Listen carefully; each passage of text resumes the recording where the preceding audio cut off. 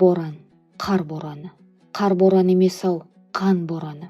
Желі ұйтқып соққанда тұншықтырып дем алғызбайды. Қары майда жабысқақ емес, тікенектей қатты. Бетке тисе қарып, қаны сөлінді сорып алғандай. Қатынай, үй құрғыр азынап кетті ғой, тағы бірдеңе тауып жағасың ба, деді Қайрақбай. Аласа, тар жер үйдің іші ит байласа тұрғысыз. Есігінен, терезесінен жел азынап, үйдің іші қарауытып кеткен. Қайтейін, байғұс, отқа жағатын не қалды дейсің? Лапастың төбесін әлде қашан жағып бітірдік. Қар астында қалған азын-аулақ санылтырын Дәмеш екеуміз әлгіде қазып алып жақтық. Шырынкүл пештің алдына отырып, сөніп бара жатқан оттың шоғын шыпшамен көсеп, тағы бір жайнатып қойды. Жанып біткен қамыстың шоғы қанша ұзаққа барсын, әдегенше болмай сөніп қалды. Шырынкүл шынын алды. Құдай-ай, жоқшылықтың да шегі болмайды екен ғой. Қара судан басқа ішетін бір ұрттам тамақ жоқ. 2 күннен бері дым татпай, жүрек қарайып отырғаны мынау. Мұның ар жағында не болмақшы? Не қыламыз? Немен күн көреміз? Көзінен бүртік-бүртік жасы ыршып шығып, бетін жуып сала берді. Жақ сүйегі сорайып, 2 көзі аларып, еңсесі түсіп Қайрақбай отыр. 2 көзі жаутаңдап, әкесінің шоқпыт күпісіне орана түсіп, 8-9 жасар бала таңсық жатыр.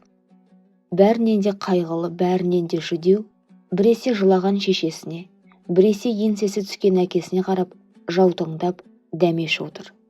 Дәмештің қазіргі түрі адам шошынарлық. Бұдан 2-3 ай бұрын адам соқтанарлық келбетінің ешбір ізі қалмаған секілді. Дәмешті мүжіген жалғыз аштық емес, басқа қасірет бар. Қайрақбайдың баласы Дәмеш пен Таңсық. Таңсықтың қолынан іс келмейді. Дәмеш бала емес, биыл 16-ға шығып тұр. Жұрттың 16-дағы баласы кісіге жалданып, я үйінде кәсіп істеп, әке-шешесін асырап отыр. Дәмеш мұны істей ала ма? Балам деп мәпелеген, асыраған, өсірген әке-шешесіне қысылғанда Дәмеш не көрсетпекші? 2 күннен бері дымсыз бастан аш отыр. Енді неше күнге шыдайды? Шыдамағандық айтпекші. Ұлтарақтың үйі құсап, қол ұстасып шұбырып кетпекші ме? Шұбырып жүріп, кешегі рахымның шомын жастана жатып, қатып қалмақшы ма? Дәмеш мұны ойлағанда от боп күйіп кетеді. Әке-шешесінің осы күйге түсуіне өзі себепкер болған секілденеді. Құдай-ау, неге ғана еркек болып тумадым екен? Еркек болып тусам, ең арғысы біреудің есігінде жүрсем де, қайыр сұрасам да, әке-шешемді мұндай қысылшаң күйге түсірмес едім, деп ойлаған сайын еңіреп алады. Үй іші қара күңгірт тартып бұлдырлай бастады. Кеш болды білем. Жағатын, жарық қылатын шам қайда? Пешке арқасын сүйеп бүрісіп Қайрақбай жатыр. Қайрақбайдың қолтығына басынтыға Таңсық жатыр. Таңсыққа басын салып Дәмеш жатыр. Жалғыз Шырынкүл байының бас жағында қазықтай боп қақиып тізерлеп отыр. Ой терең, ойлап кеп күрсінгенде жүрегі жарылып кеткен секілді болады. Дала боран, жел ысқырады, ұлиды, сақылдап күлгендей болады, сарнап жылағандай болады. Қараңғылық түнеріп, тұлданған күннің ызғарымен әлемді құшағына алып, тұншықтырып бара жатқан секілді. Есік алды сықырлағандай болды. Сипалап есікті ашып, тәлтіректеп бір адам үйге кірді. Уа, бүгімсің? Құдайы мейманмын. Байғұс-ау, бізде не бар деп келдің? Өзіміз дым таба алмай ұлып отырмыз. Байларға барсайш. Аяғын сықырлатып мейман аз кем тұрды да, өлімсіреген дауыспен мұнын айтты. Ашпын, жаяумын, ешкім есігінен қаратпады. Тым болмаса түнеп шығуға рұқсат етсеңіздер. Шырынкүл күрсінді. Жата ғой, деді. Әй, басынды көтересің бе? Деп Шырынкүл Қайрақбайды оятты. Не айтайын деп едің? Манағыны қайтеміз? Қайрақбай жауап бермей, басын салбыратып отыра берді. Сен жасы берме, Құдайдың салған ісіне көну керек. Көре біле өлеміз бе, қырыламыз ба? Сен бата алмасан, мен ақ айтып көрейін. Қайрақбай әлдене уақытта барып, мейлін деді. Қалқам Дәмеш. Ау әже, басынды көтер. Біз сорлы болдық қой. Біз өлуге қалып отырмыз. Біз енді қайтпекпіз. Қайтейін әже, қолымнан келетін нәрсе болса басымды құрбан қылсам да, сендерді құтқарар едім, бірақ қайтейін. Дәмеш көзін жасын булығып сөзінің артын бітірмей тоқтады. Қалқам Дәмеш, ау әже, сен білесің бе? Бізге өлімнен құтылатын бір жол табылып отыр ғой. Әжетай, айтшы, қолдан келетін іс болса құтылып бағайын. Тым болмаса өзіміз құтыла алмасақ, таңсықты құтқарайық. Оны істесек бәріміз де өлімнен құтыламыз. Айтшы, әжетай, айтшы. Шырынкүл біраз күрмеліп отырды да сөзін бастады. Қалқам, өткен жайдың несін айтайын, өзің де білесің. Сені жасында күйеуге беріп қойып едік. Былтыр күйеуің өлді. Әмеңгерім деп қайнаған қатын үстіне алғысы келді. Мен де, әкең де төбе шашымыз тік тұрып, сені айырып алуға жан салдық. Айналдырған 4-5 қараны сыпырып, байдан алған қалың малын төлеуін бердік. Нақ ол күнді сені айырып алудан басқа біздің ойымызға ешнәрсе келмеді. Біздің бар тілегіміз сені теңіне қосып, қызығынды көру еді. Бірақ Құдай онымызды қош көрмеген секілді. Біз тұңғиық жарға кез болып отырмыз. Бұдан шығудың амалын қарастырмасақ, бәріміздің де өлгеніміз. Бәріміз өлмей біріміз ғана өлектесек, ортамыздан сені құрбан қылғалы отырмыз. Сені сатқалы отырмыз. Әжетай, мен шынымен пұл болам ба?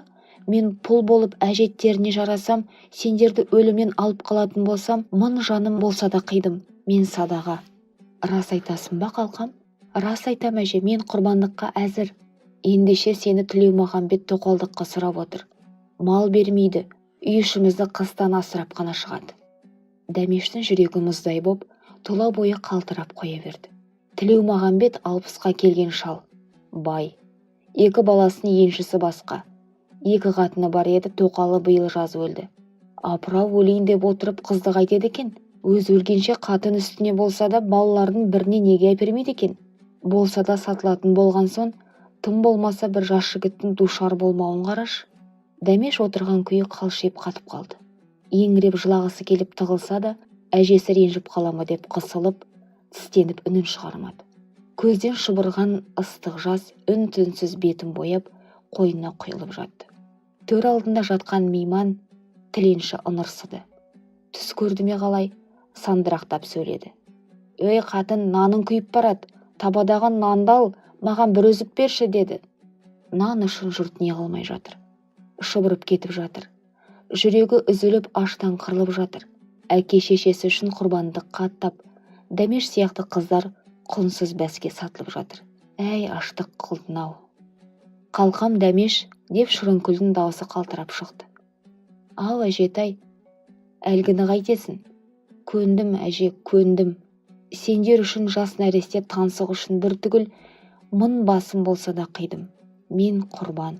Мен аштықтың құрбаны. Дәмештің хаты. Қарағым Рақила, сен тірі екенсің ғой.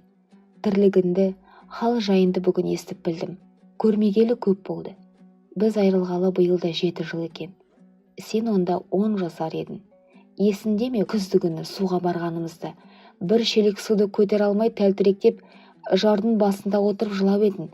2 шелек көтеруге әлім жетсе, дүниеде арманым болмасы деп едің. Оның жастық еді. Соның артынан арман көбейді. Ішуге тамақ болмады. Әкең қайыр тілеп ел кезіп кетті. Шешенің басы істі, сақылдаған сараязда жерден ойып істеген үйшіктеріңді мәңгі қалдырып, қол ұстасып кетпек болдыңдар. Сонда ақша қардың үстінде қалтырап тұрып, бірге өскен, ойнап күлген замандаспен бірге жүрген адамның арманы бар ма екен, деп тағайтып едім. Мен сені қимай ауылдың артындағы белеске дейін шығарып салып едім. Жол өтердегі қыранның басында тұрып, ызғырық өтіп, қалтырап құшақтасып жылап едік. Әжен екеуін тәлтіректе белестен асып кеткенше, мен көз айырмай қараумен болып едім. Үйге келгенде көз жасымен омырам сауыс-сауыс болған екен. Қан жауған қара күннің ол басы ғана болды. Қайғылы тұрмыз сонан былай басталды. Біз де сендердің күніңе ұшырадық. Бірнеше күндей нәр татпай, аштан өлуге жеттік. Әкем неше рет қайыр сұрайын десе де, аштан өлсек те қайыр сұрама деп әжем екеуміз көнбедік. Бізден бетер таңсықтың ашыққаны батты. Сап-сары болып қатып, құр сүйегі қалды. Өлетін болдық. Өлеміз ғой дедік. Өлім ауызға жеңіл болғанмен өлу оңай көрінбейді. Бірер адам жанын қиып өліп те кетер-ау, бірақ үй орманымен өлу қиын екен. Өз басыма өлім тілесем де әке-шешеме жалғыз інім таңсыққа өлім тілей алмадым. Өлім тілемек түгіл солардың өлімнен құтылғанын көрсем, арманым болмас еді дегенге келдім. Мен басымды құрбан етіп, әке-шешемді өлімнен құтқардым. Тілеумағамбетті білесің ғой? Әй, тұқымы құрғырай. Ұялмай, қызармай мені тоқалдық қалдау. Не айтайын, мен бай іздеп дейіппін бе? Көндім. Тілеумағамбет уәдесін орындамады. Тілеумағамбет әке-шешемді қыстан асырап шықпақшы еді. Жаз болса әке-шешем өз бетімен тырбанып, өлмес қамын істер деп ойлаушы едім. Солай ет деп әкеме айттым да. Бірақ бұған Тілеумағамбет керте болды. Қыстай тамағымды жедің, енді осыны өте деді малғұн. Мен өз бетімен тиген болдым да қалдым. Әкем қой бақты, шешем отын жағып, күлін шығарды. Таңсықты бұзаудың соңына салды. Қаныш бәйбіше жыландай ысқырып, тұқымы жарымаған қалғырлар деп сөккенде адамның сай-сүйегін сарқырататын болды. Қарсы келер дәрмен жоқ. Бар білетініміз, кешке жақын қара үйге бас қосып, үн шығармай ғана жылаймыз. Ыстық жас көңілдің шерін іртіп, жуып, азырақ босатқандай болады. Бұл тұрмысты өзгерет деп мен ойлаған жоқ едім. Ойлауға мүмкін емес еді. Бірақ талпынса, ұмтылса, қандай бұғауды да үзуге болады екен. Мен тәжірибемнен көрдім. Майдың іші шығар деймін. Күн шағырмақ жылы еді. Үлкен үйде әйелдер жиналып, құлынға ноқта есіп отыр едік, есіктен бір-екі жігіт кіріп келді. Аққұба келген ұзын бойлы жігіт. Жана тап беріп шығып келе жатқан мұрты бар. Үстіндегі киімі орысша, шашы бұрқырап самайынан шығып тұр. Мен бір көргеннен сол жігіттен көз ала алмадым. Неге екенін білмеймін, қарағым келді де тұрды. Содан бір нәрсе күтетін сияқтандым. Ауыр жараға сол жігіттен ем іздейтін сияқтандым. Үйге кісі келсе, әсіресе төрелердің біреуі келсе, бай да бәйбіше де мені үлкен үйге жолатпайды. Жұмысым болып кіре қалсам да, шық-шықтың астына алып декпірімді жаңылтады. Мен мұның себебін баста сезбесем де, арт жағынан ойланайын дедім. Апырмау, неге мені қуат? Келіп отырған төреге бір нәрсе айтады деп ойлай ма? Ойлана келе төреге айтып көрген теріс болмас еді деп, көңілімді бекітіп дедім. Бай мен бәйбіше бұл жолда бұрынғысынан істеді. Мені шық-шықтың астына алды. Бірақ мен қарысып отырып алдым. Төре бірдеме айтар ма екен деп қарап едім, ол елемеген адам секілденіп отыр екен. Бәйбіше жанымда сығып бара жатқан соң, мені ашу кернеп кетті. Аузыма не түскенін білмеймін. Сіз төре боласы ба деймін. Онда нем бар? Деп бай мен бәйбіше шабыда қалды. Төре жігіттің құлағы елендейін деді. Біресе байға, біресе бәйбішеге, біресе маған қарады. Төре болсаңыз айтатын арызым бар еді деп едім. Онша үлкен төрелігім жоқ, айтса де айтып көріңіз, деді күлімсіреп. Менің арыз айтуға ыңғайланғанымды сезді білем, бай ашуына мінді. Шық иттің баласы, шық деген соң деп таяғына жармасты. Арызым бар, өлтірсен де шықпаймын, деп қарысып отырып алып ем, ақ таяғын ала бай жүгірді. Таяққа үйренген ет қой, қайқандап арқамды тоса бердім. Ащы етіме ақ таяқ қашан тигенше жаным шығып болды. Дауыстына қалғанда жалт қарасам, ойпырмай, мұндай қуанбаспын. Әлгі төрем сұқ қолдай мылтығын байдың төсіне қадап тұр. Бай сұп-сұр, өңі қашып кеткен. Таяғы жерде жатыр. Аузын ашып сұрланып бәйбіше отыр. Айт мұңынды, деді төре. Іште жатқан шерді тасыған судай ағыттым. Өз басым не болсан да көндім. Әке-шешемді осы жауыздың тырнағынан құтқарсан екен дедім. Олар да құтылады, өзің де құтыласың. Кейде еңбегін пайдалану, әйелдің мал орнына саудаға жүргізу бұл күнде қалған. Кеңес салы ондайды түп тамырмен қырып жояды. Өзін сүйгеніне қосыласың. Әке-шешең 2 жылға еңбегін сот арқылы толық өндіріп алады, деді. Төре дегенім өздік оқу бөлімінің бастығы екен. Бізді арбасына салып қалаға алып келді. 2 бөлмелі пәтері бар екен. Бір бөлмесін бізге босатып берді. Әуелгі қарқында бірер айдың ішінде әке-шешемнің байдағы еңбегін әперіп, бізді жақын жердегі бір ауылға шығармақшы еді, бірақ іс созылып кетті. Соттың шақырғанына бай келмейтін болды. Толып жатқан куә шықты. Жұртта да бет жоқ қой, Бәрінің ойы байды арашалау, әке шешемнің, менің еңбегімді жерге ұшыру болды. Төренің аты Қасен еді. 3 айдай қолында тұрдық. Шығынның бәрі соның мойнында болды. Қиын болды, аядық, бірақ қолдан келер еш нәрсе болмады. Байдан еңбекті өндіріп алсақ, Қасеннің шығынын толығымен қайтарамыз деп өзімізге серт бердік. Кеш еді, азырақ жаңбыр сіркіреп тұрған. Терезеден қарап елді, ең даланы көз алдыма елестетіп, терең ойға шомып тұрғам. Дәмеш, бері келіп кетесің бе? Деді біреу. Бұл кім деп бұрылсам, көрші бөлмен есігін ашып, күлімсіреп тұрған Қасен екен. Әлденеге жүрегім алқынайын деді. Қасен күлімсіреп жаймен ғана сөйледі. Күз болды, мектеп ашылып жатыр. Балалар оқуға алынып жатыр. Таңсықты мектепке кіргізіңдер деді. Жаман қуандым. Рахмет деп айта беріппін. Қасен бетіме қарап күлімсіреді де, әлде өзінде оқисың ба? Оқимын десең мектепке кіргізуге болады. Өзіндей әйелдің оқып жүргендері толып жатыр. Сен әлі жассың ғой. Менің тілімді алсан, мектепке кір, оқы. Мектепке кіргізу міндетін өзім алайын деді. Қасен не айтса да теріс дейтін ойым жоқ. Өйткені Қасеннің теріс сөзді айтпайтын білем. Бізге қастық ойламайтынына сенем. Болады, оқиын деп мен де уәде бердім. Ертеңне мектептің табалдырығын аттадым. Қыс ортасы ауа әкем байдан теңдік алды. Бұрынғы малында екесе болды десем өтірікші болмаспын. Әкем қалаға 10 шақырым жердегі бір ауылға орналасып, мен оқып жүрген соң Қасеннің үйінде қала бердім. Әке шеше деген қызық болады ғой, өлейін деп жүрсе де баласының қамын ойлайды. Ауылға жүретін күні әкем мені оңаша шақырып алып, шырағым, жалғыз қалып барасың, өзіңді күте біл. Қасеннің қасы мен қабағына қара. Қасен адамның періштесі. Қасен сені сүйет деді. Қасен сені сүйет дегенде жүрегім аттай тулады. Шынында да солай болуы мүмкін. Мен аңқаумын ғой, сезбеген шығармын. Ата-ана балаға сыншы деген рас қой деп ойладым. Қыстай оқып хат таныдым. Жазу жазарлық болдым. Бұл дәуір мен өмірімнің ішіндегі бақытты дәуір болды. Бұл дәуірді көрем деп мен ойлаған жоқ едім. Көрдім. Арманым бітті. Жайлы жаздың тамылжыған май айын мен гүлдей құлпырып қарсы алдым.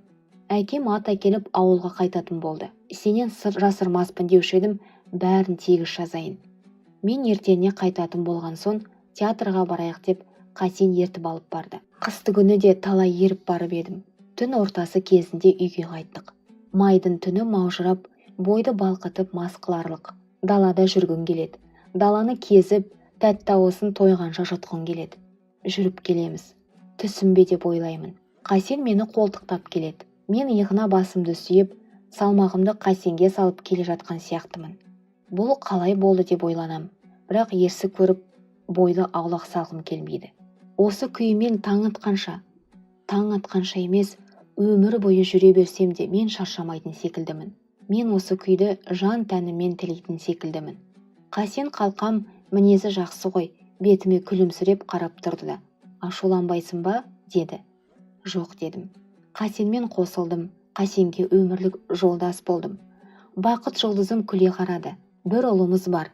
Қасеннің аузынан түскендей. Атын Октябрь деп қойдық. Айтпақшы, саған осы хатты жазарда бір ойлағаным, сен менен гөрі білімдірексің. Сен ірі мектептерде оқып жүрсің. Октябрьдің 10 жылдық тойы болғалы жатқан көрінеді. Осы 10 жылдықта баяғы көргенді саған жаз дейін деп едім. Сенің жазуға ебің бар. Газетке жазған бір хабарыңды оқып көрдім. Жаз, 10 жылдық тойға құтты болсын айт. Өткен өмірді суреттеп, көптің алдына сал. Кеңес үкіметінің көмегінің арқасында жарыққа шыққанымызды, білім алып адам қатарына қосылғанымызды қалдырмай жаз. Бізді адам қатарына қосқан кеңес үкіметі болмағанда, ендігі біздің сүйегіміз жер астында қурайтын еді. Бізден айырылып кеткен соң, сенің басынан қандай күндерді өткізгенді білмеймін. Бірақ оңайлықпен мақсатқа жетпеген шығарсың. Жаз, газетке жаз, көпті оқысын, мен де бірге оқиын. Бақытыңды, алған бақытыңды құттықтаймын. Қош, бетінен сүйдім, Дәмеш.